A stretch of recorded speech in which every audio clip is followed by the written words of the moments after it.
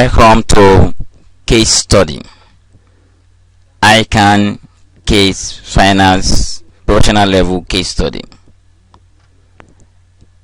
This is another recent development in the development of ICAN and its studentry.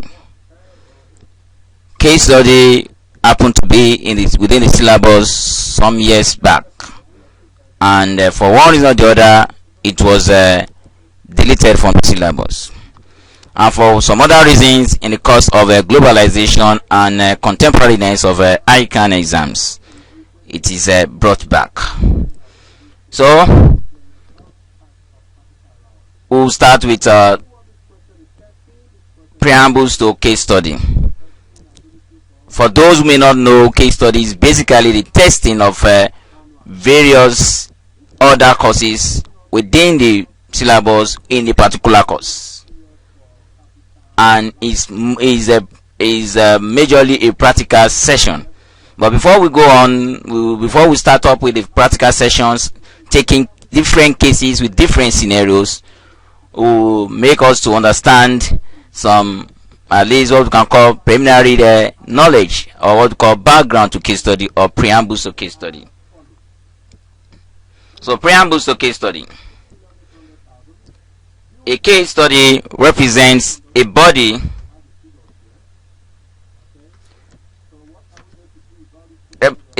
of information describing a particular problem situation.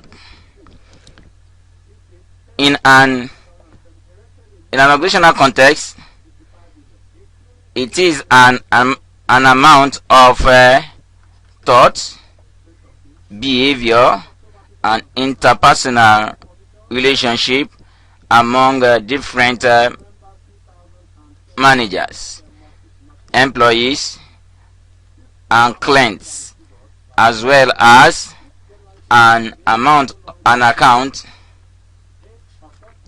of general environment conditions and priorities that characterize a specific decision action field. Such cases are to be analyzed rather than solved. What we are saying in the very first paragraph is to let us understand that when we say case study basically represents a body of information describing particular problems, describing situations, describing happenings in an organization. That's what we mean by organizational context. And when we say happenings in an organization, we should appreciate the fact that any given organization has gotten different departments, sections, maybe depending on the type of organization. So where is the problem coming from? Where is the situation arising from? Is it a particular department? Is it a particular section? Then is it 2-3 departments or the whole organization? Where we have this situation and we know that every department is manned or headed by a particular manager, and there is always an interaction between the manager of every department with other departments, and that's why we call them functional managers. And at the same time, these functional managers report to another senior boss that we call the GM or executive directors or managing directors, as the case may be. So if we want also really appreciate that when things happen in an organization affecting various departments or a particular department, affecting the productive and production activity, or affecting the relationship between these managers, any of these could spill up what we call the need for a resolution, the need for a solution, the need for an adjustment, the need for an amendment of the situation or resolving the problem. All this is what it could be embodied.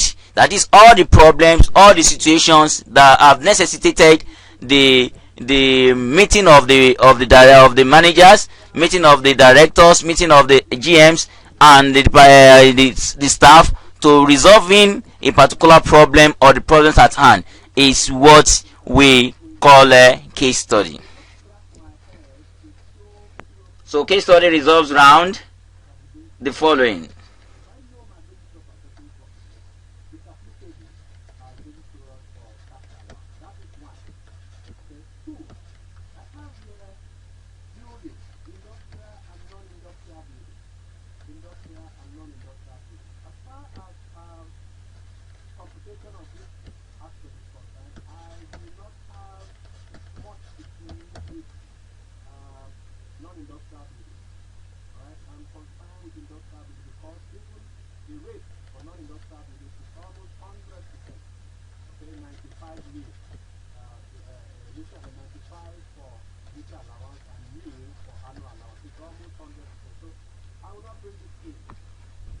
So a case study revolves around the following departmental problems.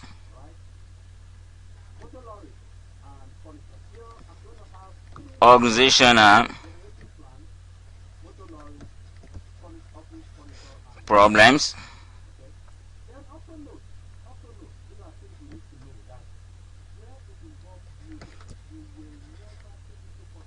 Inter-department. So what we call intra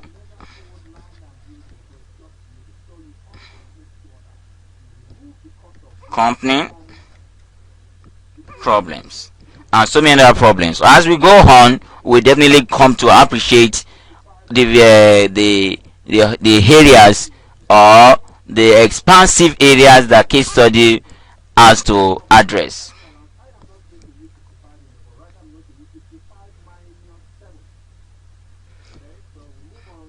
Analysis may evolve through classroom discussion or be offered in a written report. That is, when we say analyzing a case study, it may be in a classroom discussion and may be a report by a staff of an organization or the representative of an organization to a consultant, to their auditor, to maybe third parties. In either form, each analysis starts with a focus in a central issue or question representing an accurate reflection of the total problem or situation. That is, the analysis in question definitely have to talk about the problem, the situation, and the analysis will take the form of digging deep a bit, trying to do some investigation or do some further interrogation of the people around the problem or the situation at hand.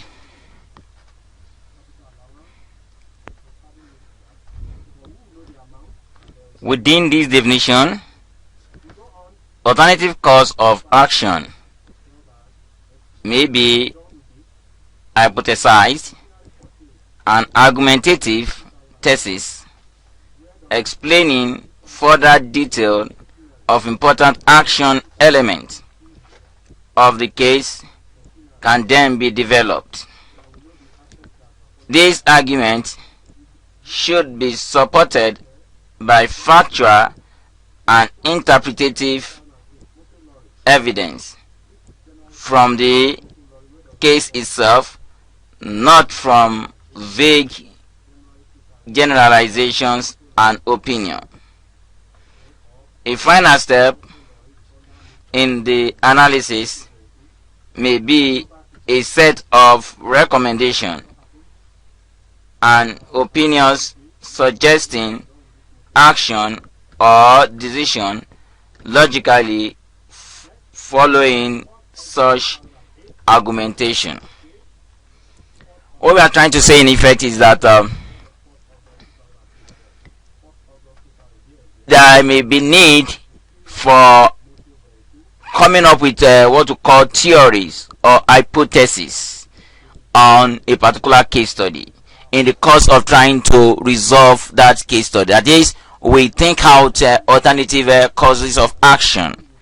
And these alternative causes of action could be a bit argumentative in the sense that these are theories that may not have been implemented at all in that organization, and these are new theories that we intend to put in place. We must be able to argue for such theories. We must be able to justify the implementation of such theories. We must be able to justify the benefits accruable to the organization if such theories are implemented. Another thing with case studies that there is also the need for us to be factual with our argument. That is, when we argue, we must be able to come up with facts as regards maybe some other organizations who have had cause to implement such theory, or who has run into such problem or similar problem that we are facing at the moment. So those facts are very necessary, and apart from the facts, there must be some element of interpretation of the facts of the facts that we are bringing forth. Because when we say bringing up facts, we should appreciate the fact that in an organization we're having diverse employees, diverse professionals, and at the same time we must be able to make each professional, each employee with their diverse experience, their diverse exposures and peculiarities, to be able to understand the facts we are coming up with, and to be with that fact we'll be able to what serve as evidence for our intended theories or our intended solutions that we are profiling to that particular problem.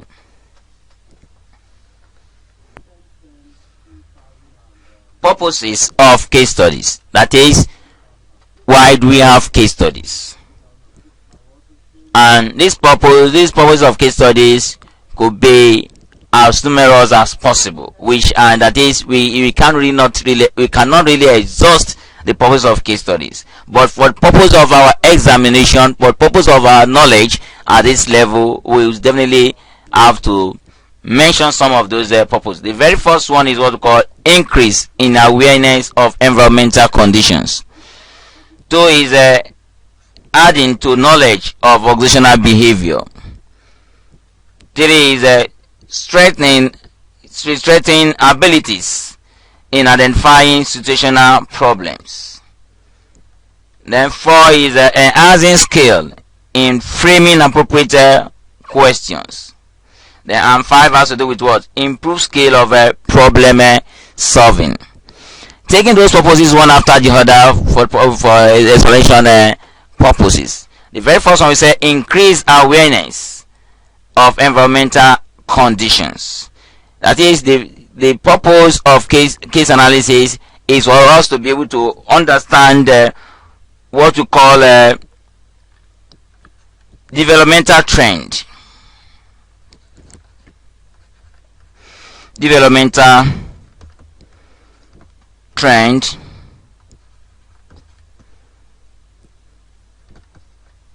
in a profession,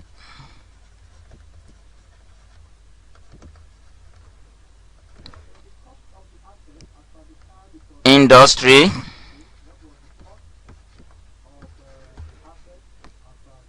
trade, sector,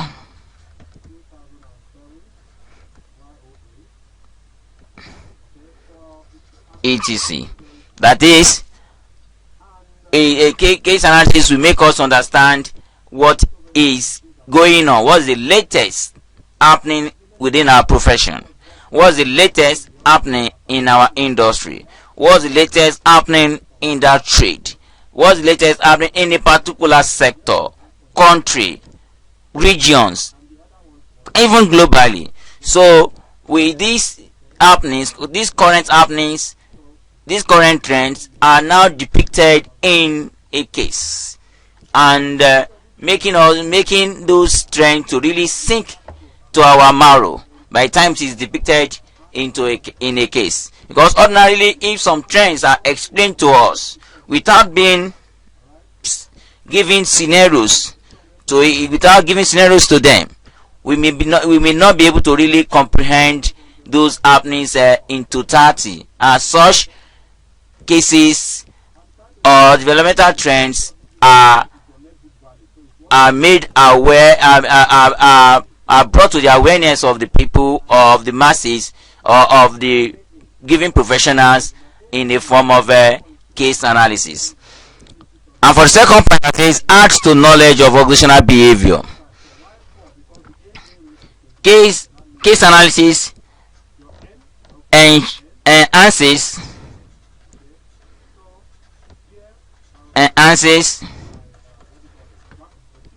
our improved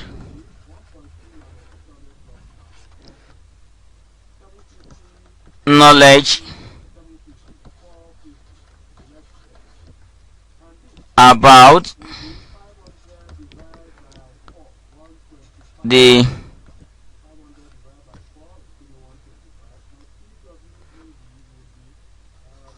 organizational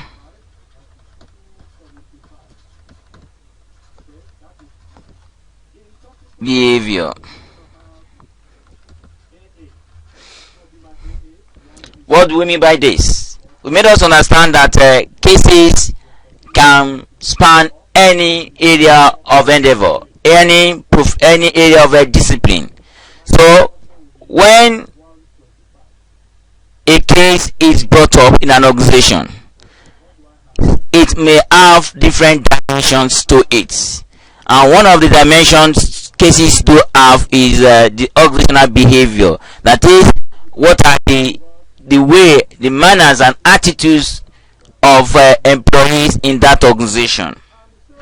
And why we add to the knowledge of every employee or every participant of that case analysis is the fact that a particular employee who is employed in a department, especially the junior or middle level staff, who had little or no cause to interact with other staff in other departments, especially for official interactions, may not be able to understand the behavior in that department.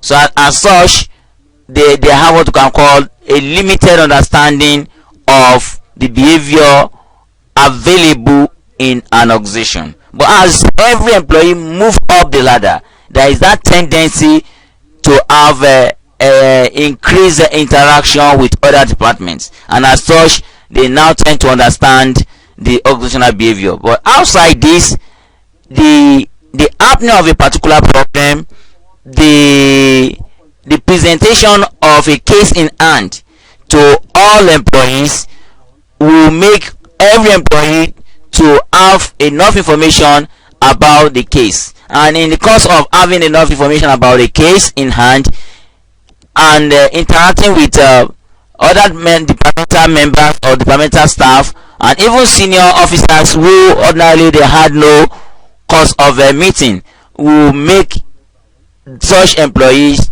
to understand what you call organizational behavior. And even if they had an element of it before, it will definitely add to their knowledge of what is meant by organizational behavior. On the third point that says strengthening abilities in identifying situational problems, case studies also increases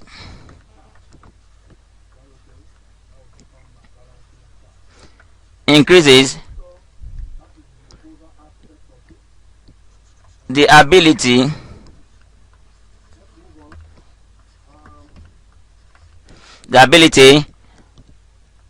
of staff of organizations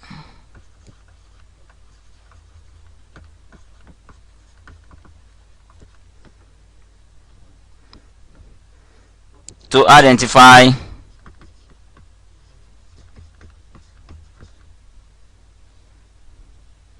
situational problems. How does this happen? if a particular organization over time now had the philosophy or the infantry or the principle of adopting what to call case analysis solution orientation, that is where things happen in the organization, they make it to become a case study, and it becomes what everybody within the organization brainstorm upon, and with that they are able to resolve problems. Once that becomes a philosophy of the organization, an approach to management problems in that organization, it indirectly increases the knowledge base of staff, and it makes the staff to be able to identify problems in the future, because being abreast of case studies over a period of time expands the knowledge base of the staff, widen the horizon of various staff, because cases make every staff to always think beyond his immediate profession, his immediate assignment, his immediate activity within the organization. So this exposure brings out what we call creative thinking in the staff, and the creative thinking ability will definitely make those such staffs to be able to identify situational problems. And once staffs are able to identify situational problems, they can be part and parcel of solutions to those problems. And for the fourth point that says enhancing skill in framing appropriate questions, this may be for, say, lecturers or consultants or professionals or people involved in training and development, or say manpower development or for various organizations. The ability or the opportunity of going through cases, doing case analysis over a period of time makes it possible for a consultant to be able to come up with questions, what we call imaginary questions, hypothetical questions for an organizations that may have employed appoint the consultant to come up with questions similar to their problems, similar to their situations, and that questions that will really add value to the staff and add value to the organization. So being abreast of case studies will be able to assist such consultants to be able to come up with such questions. And for the last point, improving skill of problem solving. Today's business world is a dynamic and a turbulent one, that it is believed that the resolution of a particular problem also triggers a new problem. So problem solving has become a continuous thing in today's business world, and staff or managers who have had the opportunity of passing through case analysis, of passing through case study sessions for a reasonable period of time, become better problem solvers than those who have not had that opportunity of passing through case studies.